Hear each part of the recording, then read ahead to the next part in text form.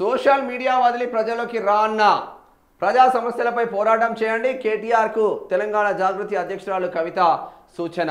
ప్రతిపక్షం పాత్ర పోషించడంలో BRS fail అని విమర్శ. జూబ్లీహిల్స్ ఫలితం చూసి మారాలని హితవు. హరీష్ రావు కోసమే RRRలో మార్పులు. ఆయనకు రెడ్డిపల్లి చిప్పలదుంప తునికి వద్ద 400 ఎకరాల భూమి. ఇక సీఎం ఆయనకు ఏం సీఎం ఆయనకంటే హరీష్ రావుకు సీఎంకు హరీష్ రావుకు ఏం అండర్స్టాండింగ్ ఉందో చెప్పాలి. బీఆర్ఎస్ను మోసం చేయడం హరీష్ మానుకోవాలి అంటున్నారు కవిత. కేసీఆర్తో కేటీఆర్ హరీష్ భేటీ.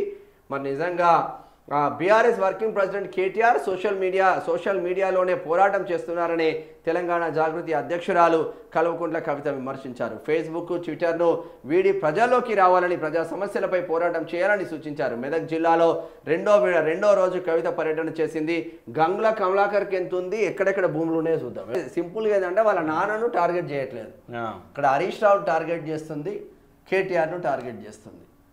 హరీష్ రావుకు 400 ఎకరాల భూమి ఉందంట. అందు గురించే ఆ RRR అనేది రింగులుగా తిరుగుతుందంట.